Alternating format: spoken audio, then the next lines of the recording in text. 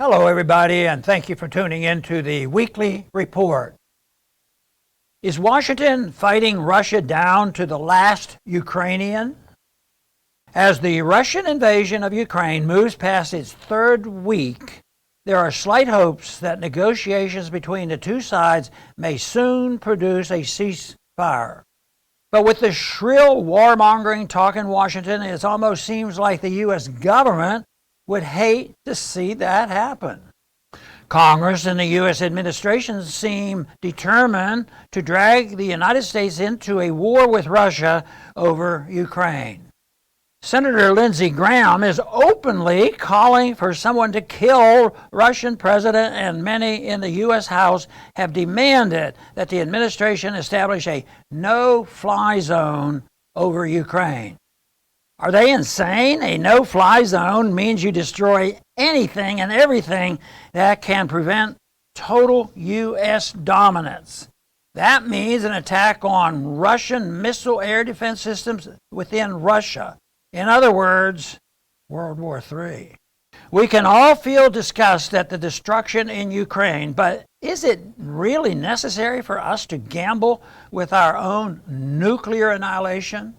Sadly, a high bipartisan group in Congress seems to think so. Much of what is happening in Ukraine can be traced back to the Obama administration. State Department officials like Victoria Nuland and Anthony Blinken planned and executed the overthrow of the Ukrainian government in 2014.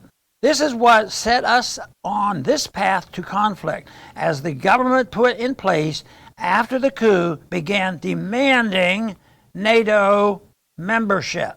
Blinken, Nuland, and others responsible for the heinous act returned to government in more senior positions under President Biden, and they have continued to push their Ukraine agenda. Last week, Secretary of State Blinken, our top diplomat, sought to send Soviet-era Polish jet fighters into Ukraine to shoot Russian.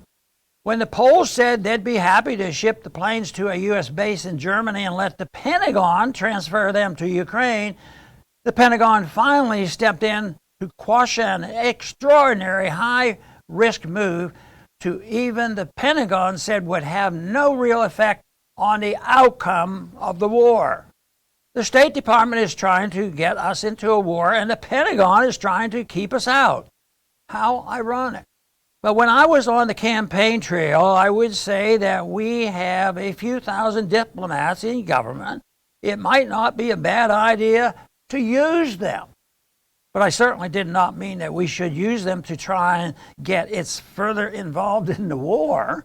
3 weeks into this terrible war, the U.S. not pursuing talks with Russia.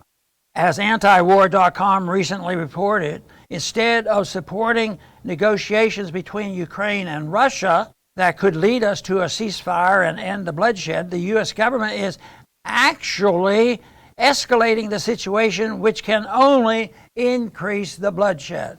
The constant flow of U.S. and allied weapons into Ukraine and talk of supporting the extended insurgency does not seem designed to give Ukraine a victory on the battlefield, but rather to hand Russia what Secretary of State Blinken called a strategic defeat. It sounds an awful lot like the Biden administration intends to fight Russia down to the last Ukrainian. The only solution for the U.S. is to get out. Let the Russians and Ukrainians reach an agreement. That means no NATO for Ukraine and no U.S. missiles on Russia's borders. End the war and then end NATO. Thanks for listening.